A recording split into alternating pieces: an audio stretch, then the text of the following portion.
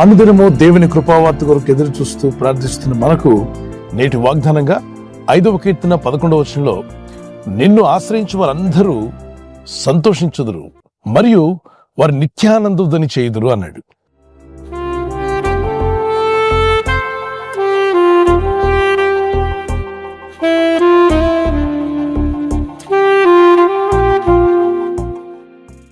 ప్రపంచంలో మానవ మేధస్సుకు అందనటువంటి గొప్ప జ్ఞానం ఏంటంటే వేలుముద్ర ఎవరితోనూ కలవకపోవడం, కనుగుడ్లోని ఐరిస్ ఎవరితోనూ కలవకపోవడం.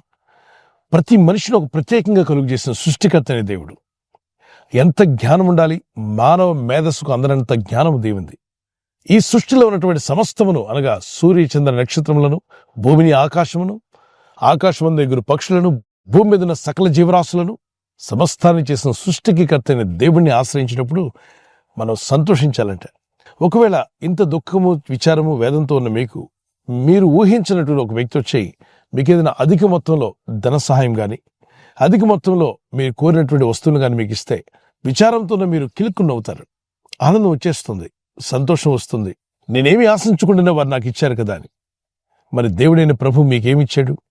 మనిషి పిలుస్తున్న శ్వాస, ఆక్సిజన్ ఉచితంగా దేవుడు దయచేస్తున్నాడు. అందును బట్టి సంతోషించండి. ఇంకా మనల్ని సజీవ లెక్కలో ఉంచాడు, అందును బట్టి దేవుని స్తుతించండి. ఆయనను తెలుసుకునే కృపను మనకిచ్చాడు, అందును బట్టి దేవుని స్తుతించండి. విచారాలు ఉండొచ్చు, సమస్యలు ఉండొచ్చు, ఇబ్బందులు ఉండొచ్చు, ఎన్నున్నా అన్నిటినీ మించిన దేవుడు నువ్వు కలిగి ఉన్నావు. నీలో ఉన్నవాడు ఈ లోకంలో ఉన్నవాని కన్నా గొప్పవాడని 1 యోహాను పత్రిక 4:4 వచనంలో రాయబడింది. ఫిలిప్పీ 4:4లో ఆనందించుడి, మరలా చెప్పుదును ప్రభునందు ఆనందించండి. అంటే ఇక్కడ మీరు గ్రహించాల్సింది ఫిలిప్పీ 4:4లో ఆనందించండి, కానీ ఆ ఆనందం వ్యర్థమైన వాటిలో కాదు, లోకంలో కాదు, పాపంలో కాదు, అపవిత్రతలో కాదు, కానీ ప్రభునందు ఆనందం నిజమైంది. అది ఆరోగ్యకరమైనది, ఆత్మీయమైనది, మనసుకు శాంతిని, సమాధానం అనుగ్రహిస్తుంది. ఈ లోకంలో చాలా మంది ఆనందిస్తూ ఉంటారు. కొందరు క్లబ్బుల్లో, మరికొందరు పబ్బుల్లో, మరికొందరు పేకాట్లో కావచ్చు, మందు దాగడంలో కావచ్చు. వ్యర్థమైనవి ఎన్నో ఉన్నాయి ఈ ప్రపంచంలో. వాటిలో ఆనందించడానికి ప్రయత్నం చేస్తారు. ఆ ఆనందం అంతా ఆవిరైపోతుంది. అందచందాలు నీ దగ్గర ఉన్నప్పుడు, ధన సంపదలు నీ దగ్గర ఉన్నప్పుడు, పేరు ప్రఖ్యాతులు ఉన్నప్పుడు నీ చుట్టూ తిరుగుతారు జనం.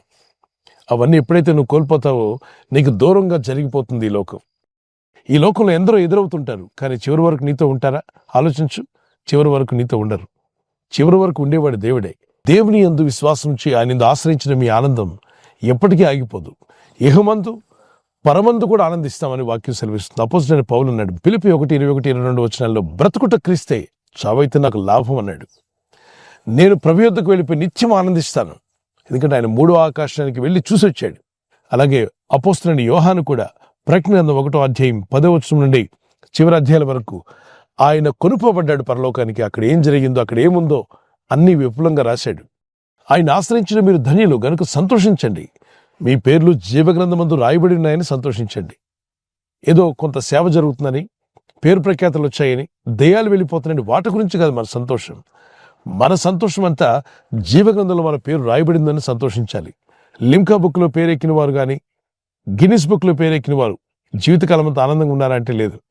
కానీ దేవుని యందు భయభక్తి కలిగిన వారికి తెలియని ఆనందాన్ని ప్రభు దయచేస్తాడు. పరిశుద్ధాత్మ యందుల ఆనందం. దేవుని రాజ్యం అంటే నీతియు సమాధానం, పరిశుద్ధాత్మ యందుల ఆనందం. ఆత్మదేవుని లోపల ఆనందాన్ని కలుగు చేస్తాడు. అది ఆస్తిపాస్తుల నుండి వచ్చేది కాదు, ధనగంటల నుండి వచ్చేది కాదు, లోకంలో ఉన్న వాటి నుండి వచ్చేది కాదు. అది సాక్షాత్తు దేవుని సింహాసనం నుండి నీ హృదయ సింహాసనంలోకి పంపిస్తున్నాడు ఆ ఆనందం. అందుకే ఆయన ఆశ్రయించిన వారు సంతోషించుదురు, వారు నిత్యానంద ధ్వని చేస్తారు. అందుకే దేవుని యందు విశ్వసించిన మీరు సంతోషించండి. 37వ కీర్తన 4వ వచనంలో, ఆయనను బట్టి మీరు సంతోషించిన ఎడల మీ హృదయ వాంఛలు తీర్చబడతాయి. దేవుణ్ణి మీరు కనుగొన్నందుకు, ఆయన్ని ఆశ్రయించినందుకు సంతోషించండి. మిగిలిన పనులన్నీ ప్రభు జరిగిస్తాడు.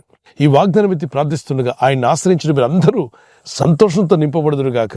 మీ హృదయంలో, మీ కుటుంబాల్లో నిత్యానంద ధ్వని కలుగునుగాక. వచ్చిన కీర్తన పాడుకుందాం పిల్లరా.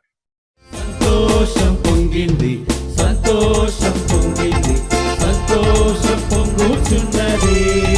హల్లెలూయా, యేసు నన్ను ప్రేమించిన నాటి నుండి నేటి వరకు సంతోషం పొంగుచున్నది.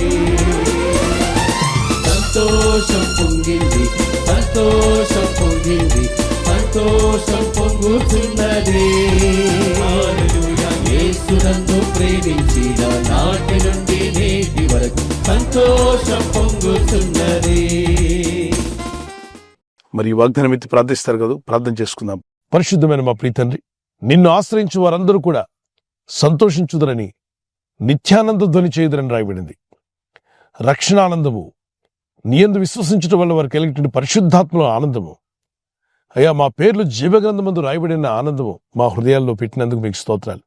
ఇంకెవరైనా మీరిచ్చే ఆనందాన్ని కోల్పోయి ఉంటే ఇదిగో వారు కూడా నీ వైపు తిరిగి మొరపెట్టి ప్రార్థించే మనసు వారికి దయచేయండి. వారి బ్రతుకులను వెలిగించండి ప్రభువా. ఎవరైతే విచారంతో, దుఃఖంతో, వేదనతో కృంగిపోయి ఉన్నారో వారికి పరిశుద్ధాత్మ ద్వారా గొప్ప సంతోషం వారికి అనుగ్రహించండి. మా దుఃఖమును సంతోషంగా మారుస్తానన్నావు. ఇదిగో వీరి దుఃఖమును సంతోషంగా మార్చునాయన. వారి జీవితాల్లో గొప్ప ఆనందమును కలుగజేయండి. పరిశుద్ధాత్మను అనుగ్రహించే గొప్ప ఆనందంతో వారు నింపబడుదురుగాక. వారి మనసులో ఉన్న వేదన తొలగిపోనుగాక. ఈరోజు ప్రార్థించి ప్రయత్నించబోతున్న శంకుస్థాపన అయిన, గృహప్రవేశమైన, ఒక బిజినెస్ ప్రారంభిస్తున్నా, ఉద్యోగ ప్రారంభానికి వెళ్తున్నా, ఒక మంచి కార్యక్రమాన్ని ప్రారంభిస్తుండగా, నేను వారి బిడ్డల వివాహం కొరకు ప్రయత్నాలు చేస్తుండగా వారు చేస్తున్న ప్రయత్నాలు ఫలించలాగున మీ దూతలకు ఆజ్ఞాపించండి. ఎవరైనా హాస్పిటల్లో ఉన్నా, ఐసీయూలో ఉన్నా ప్రభు, ఎవరైతే సీరియస్ కండిషన్లో ఉండి బాధపడుతున్నారో వారికి యేసు నామములో స్వస్థతను అనుగ్రహించండి. కృంగిపోయిన వారిని లేవనెత్తండి. మీ గాయపడిన హస్తమును చాపి వారికి ఉన్న సకల రోగాల నుండి విడుదల ఇచ్చేయి. వారిని లేపి నడిపించడాన్ని సాక్షులుగా నిలబెట్టుకోండి. ఈ ఉదయకాలం ప్రతి రోగి యేసు నామములో స్వస్థత నొందునుగాక. తండ్రి, ఈ దినం ఎవరైతే ప్రయాణమై వెళ్ళబోతున్నారో, అది రైలు మార్గమైనా, ఆకాశ మార్గమైనా, బస్సుల్లో, వాహనాల్లో ఎక్కడ ప్రయాణం చేస్తున్నా, రోడ్డు మార్గంలో ఏ వాహనంలో వారు ప్రయాణం చేస్తున్నా, నీ ప్రజలకు కాపాడే దూతలను పంపండి. వారి కన్నీరు తుడిచివేసి యెహోవాను బట్టి సంతోషించుము, ఆయన నీ హృదయ వాంఛలు తీర్చిన వాగ్దానం కూడా నెరవేర్చి బలపరిచి మీ రాకడకు సిద్ధపరచమని, వీరందరూ వీరి గృహాల్లో ఉన్న విచారము, దుఃఖమును కొట్టివేసి నిత్య సంతోషం వారికి అనుగ్రహించి మహిమ పొందమని, నీ వాక్యము చదువుతూ ధ్యానిస్తూ ఆనందించే కృప వారికి దయచేయండి. మిమ్మల్ని ఘనపరిచి స్తుతించి పాటలు పాడుచు మీ నామాన్ని మహింపరచుండగా ఈ లోకమివ్వని శాంతితో వారిని ఇప్పుడే నింపి బలపరిచి మీ సాక్షులుగా నిలబెట్టుకోమని యేసుక్రీస్తు పరిశుద్ధ నామములో అడుగుచున్నాను పరలోకపు తండ్రి, ఆమేన్. ఈ వాగ్దానం విని ఊరుకోవద్దు. వాగ్దానం విన్నాక ఆమేన్ చెప్పి ఇతరులందరికీ షేర్ చేయండి, లైక్ చేయండి. అలాగే సబ్స్క్రైబ్ చేయని వారందరూ సబ్స్క్రైబ్ చేయండి. ఈ దేవుని మాటలు అనేకులకు చేరవేయండి. క్రీస్తు యేసు కృపా సమాధానాలు మీకు తోడే నడిపించును గాక. ఆమేన్.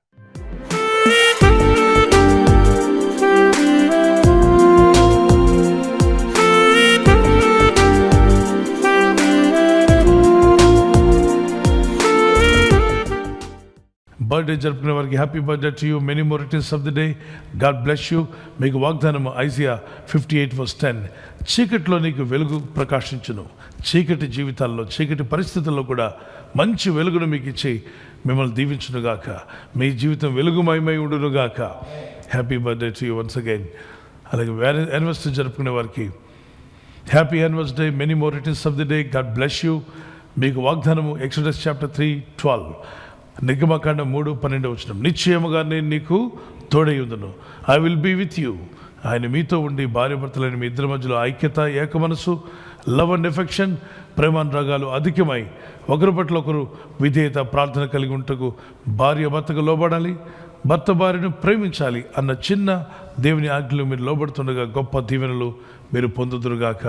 ఆమె ఎన్నో యానివర్సరీలు చేసుకునేటువంటి కృప, అలాగే ప్రభు చిత్తమైతే silver jubilee, golden jubilee, platinum jubilee కూడా చేసుకునే రోజులు యేసు నామములో అనుగ్రహింపబడునుగాక. ఆమేన్.